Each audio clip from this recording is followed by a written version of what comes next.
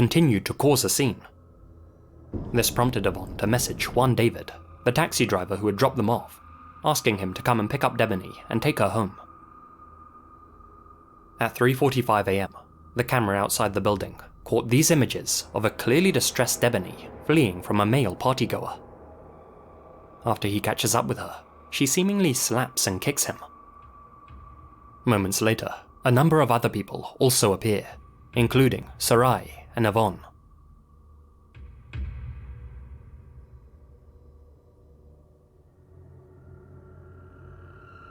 It's hard to tell for sure what happened here.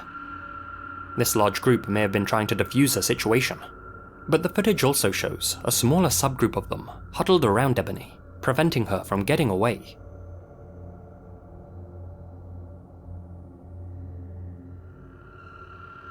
At 3:54 AM, Juan David arrived at the scene in his white taxi. Video captured at a different angle shows Debony quickly enter the vehicle before a male and Yvonne say something to the driver. Juan David and Debony then leave El Diamante and head east. At 4:17 AM, another surveillance camera captured this footage of the taxi pulled over a short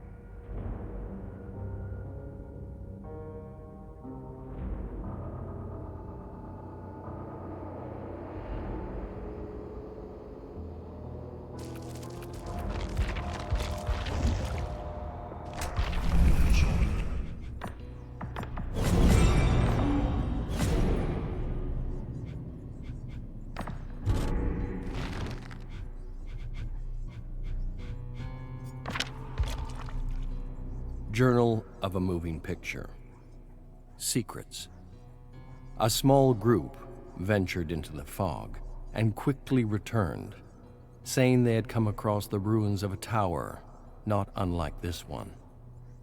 Only inside this tower, instead of stories and Irish wine, they found dozens of flayed bodies and leather scrolls covered in tattoos. The tattooed messages and symbols are indecipherable. Could be messages and secrets about this dark dimension. Things learned, things discovered, perhaps even a way out of this infernal prison.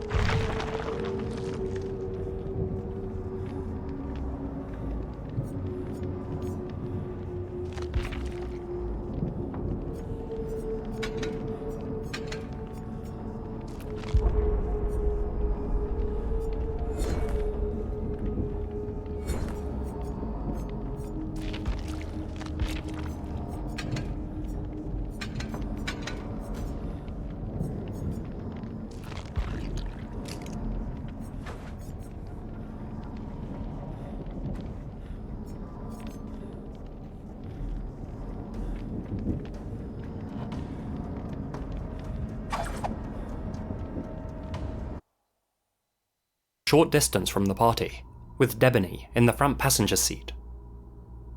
In the video, it appears as if she and Juan David are having an argument or an animated discussion of some kind.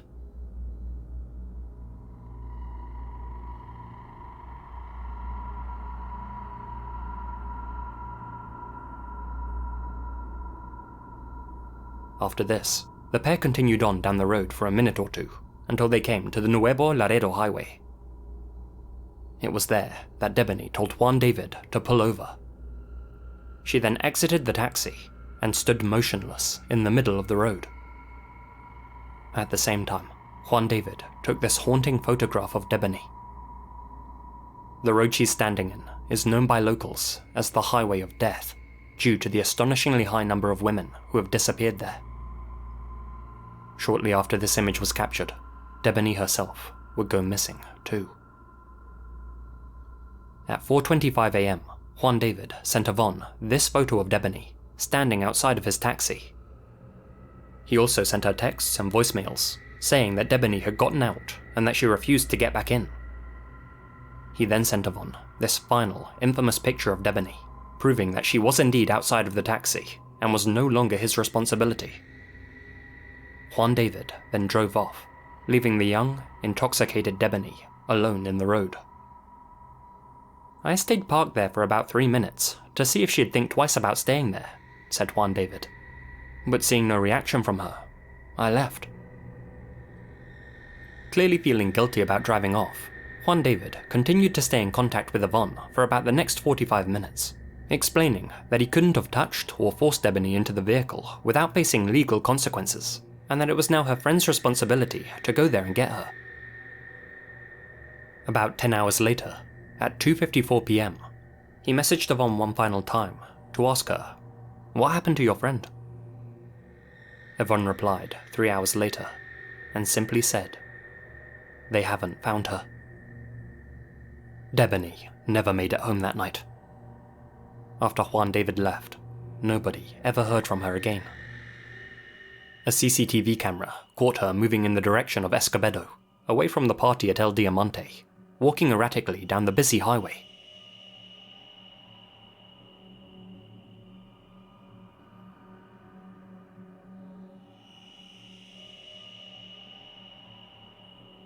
She passes a transportation company called Alcosa, and shortly thereafter is seen frantically running into the Nueva Castilla motel and looking in through the windows of its closed-down restaurant, seemingly trying to gain access to the building or see if somebody's inside. Please note that the camera's internal clock was 2 minutes fast.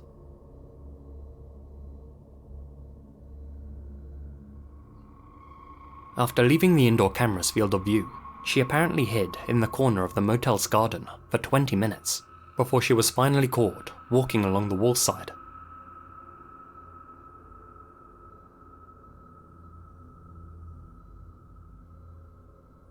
Nobody else appeared in this footage.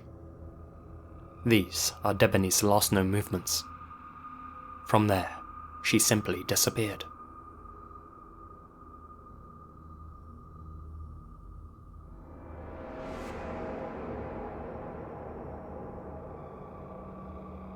On the morning of April 9th, Debony's parents, Mario and Dolores Escobar, reported their daughter missing. To begin with, Juan David, her taxi driver and the last person to see her, was obviously suspect number one. Mario Escobar was convinced that he was the one behind his daughter's disappearance, and asserted that, in this footage, Juan David was trying to inappropriately grab Debony, hence why she got out of the vehicle. This accusation had an immediate effect on Juan David's reputation and relationships, which in turn forced him to publicly deny his involvement in Debony's disappearance. On national television, he explained that in this footage, he was actually struggling to deal with Debony, who was either drunk or high or both, and that she was being aggressive with him, slapping him and being totally incoherent. According to Juan David, he was trying to ask Debony for her home address or her mother's phone number, but the girl was drunk and angry and refused to give either to him.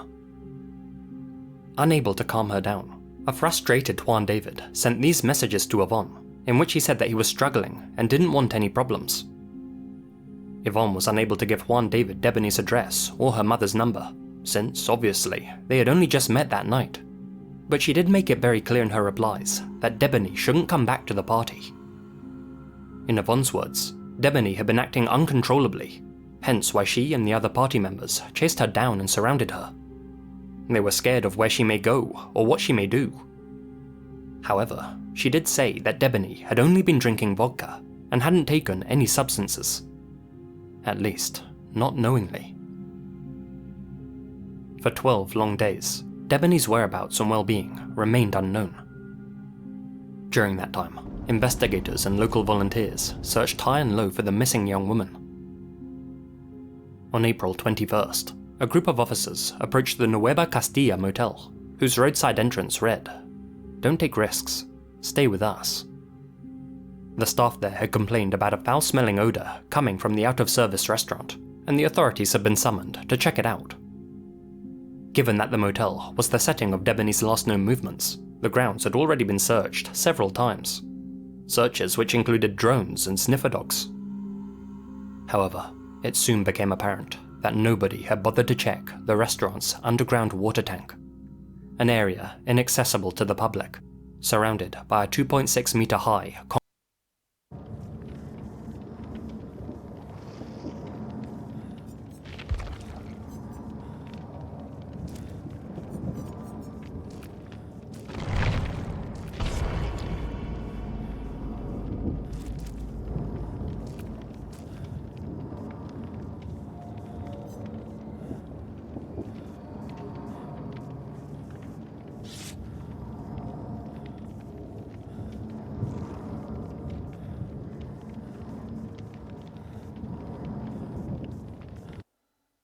concrete wall and barbed wire.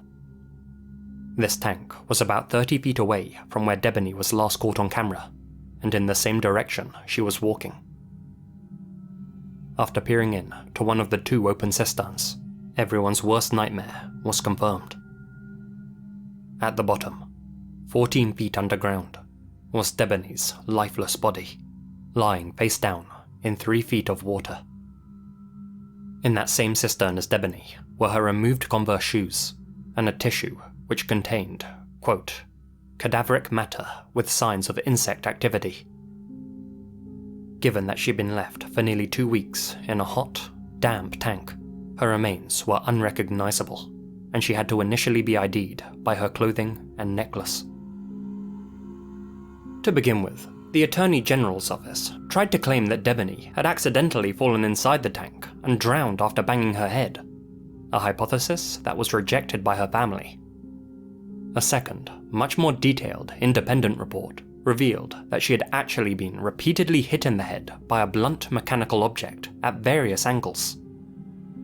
There was severe damage to both sides of the frontal region of her skull, as well as above her right ear, on both of her eyelids, on her nose, lips, and the right retroauricular region. According to the manner of death described by the report, quote, "The craniofacial contusions are of external origin to the body, and because they're intense, repeated, and with different angles of impact, it follows that they were caused by another person and that it was a violent, homicidal death. Given that there was no water inside her lungs, she must have already been dead by the time that she had been dumped in the tank." This second report also found that Debony had been raped. This had been no accident. This was murder. As mentioned, both of Debony's removed shoes and a tissue were also found in the cistern alongside her. However, it also came to light that some of her personal possessions, including her keys, a small bag with the phrase "Stay Grateful" on it, a phone case, a small bottle of hand sanitizer, and her lighter, were found inside the other open cistern, next to the one her remains were found inside. Either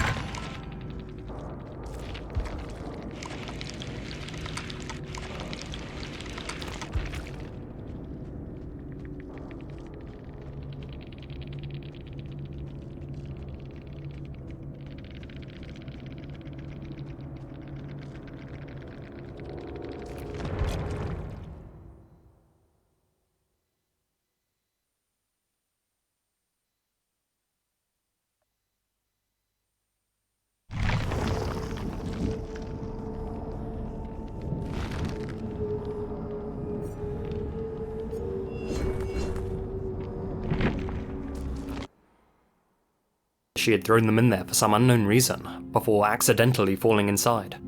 Or somebody else had hidden them. Interestingly, more items were also found inside this middle section, which connected the two cisterns. These included a dirt-covered white bra, Debony's face mask, her black purse, and 2 pieces of beige fabric. As it would turn out, the Attorney General's office had intentionally been withholding information about Debony's case, and had made at least 2 errors in their initial finding. That wasn't surprising, given the amount of apathy and negligence the Mexican authorities have shown to countless other cases like Debony's. where they've often publicly tried to shame the victim in order to brush the case under the rug.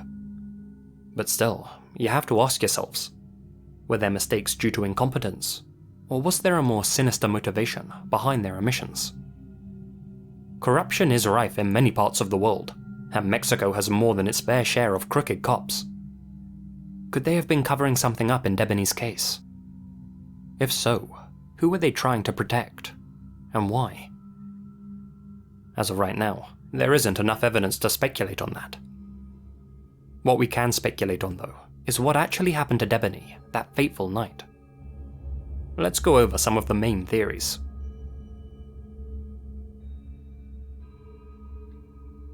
Theory 1. Given the strange way Debony was acting at El Diamante, many have speculated that one of the male partygoers may have slipped something into her drink in order to take advantage of her. When the substance began to take effect, this man made his move, leading to Debony biting him and locking herself in the bathroom. Her behavior slowly became more erratic, leading to her screaming for help and exiting the building. It was around then that Yvonne called Juan David to pick Debony up. Once inside Juan David's taxi, Debony, who was now extremely paranoid and not in control of her actions, began yelling and hitting her driver. She then exited the vehicle on Death Highway. Juan David took her final photo and sent it to Yvonne to show her what was happening before driving away. Yvonne then innocently told the other partygoers what was happening and where Debony was. The male who had initially tried to take advantage of her overheard this information and set off to hunt her down. Since Debony was only a short distance from where the taxi had picked her up, it wouldn't have been difficult to find her. Theory 2.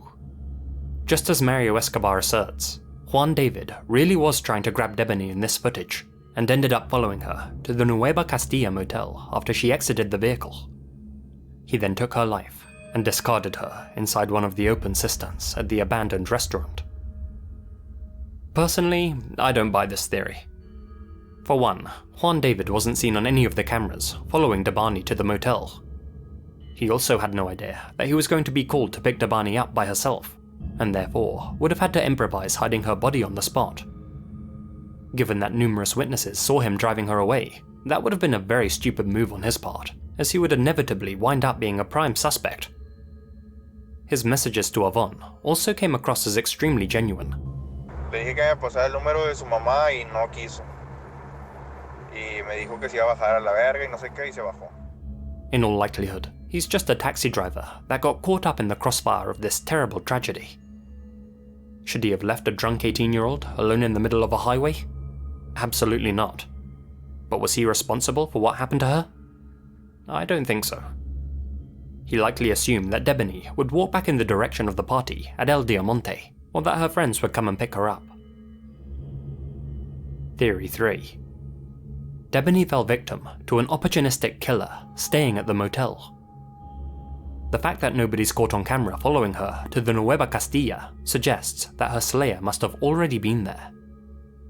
Given Mexico's huge number of femicides, it's not unbelievable that Debony could have randomly stumbled into her killer's path.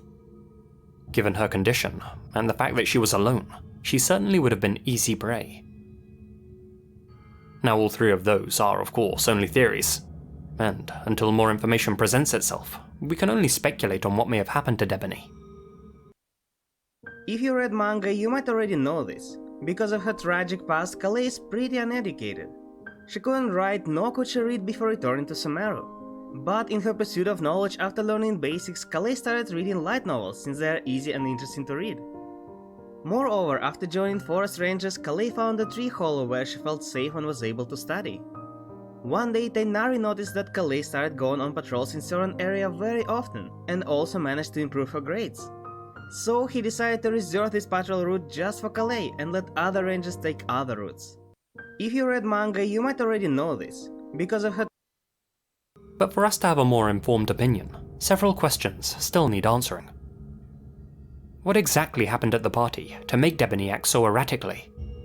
Did she have more in her system than just vodka? Why did she hide for 20 minutes outside the out-of-service motel restaurant? How did she gain access to the area with the cisterns, which was protected by a high wall and barbed wire? How did the perp get to her without being caught on CCTV? Were the cameras tampered with or the footage edited in some way? How did her personal items end up in the small tunnel that connected both of the systems? And finally, why did the authorities release incorrect details about her case?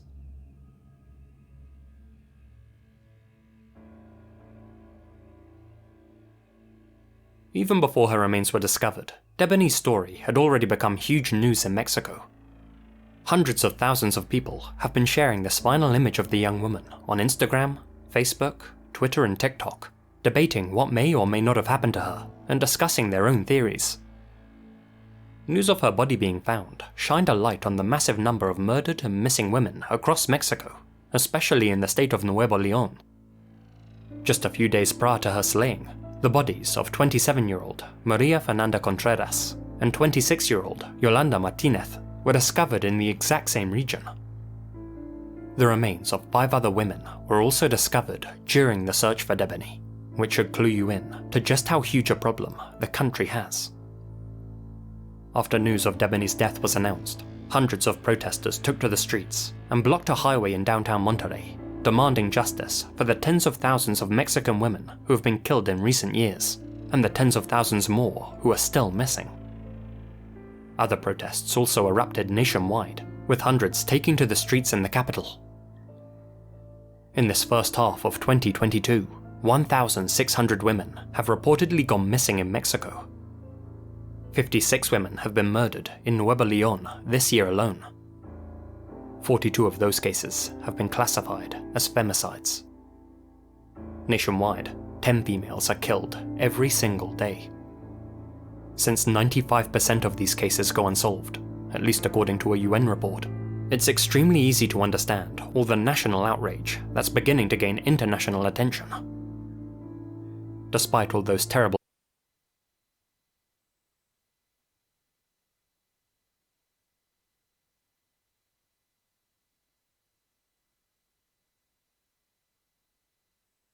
本当に申し訳ありません。どうかもう一度ご助力いただけないでしょうか。渡積島を代表して心よりお願いします。冗談はよしてください。ですが渡積島のためまたお力をお貸しいただけるとのこと。ありがとうございます。では早速私と共につゆ子に会いに行きましょう。産後宮様、それに旅人もお二人は。なるほど、お二人は相引きをするような仲でしたか。おふざけはよしてください、つゆ子。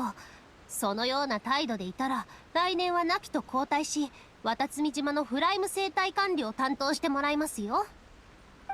冗談ですよ。お二人が会いに来たということは塩化宮の件でしょうか。ああ、さっきここみから聞いたんだ。ここみですか。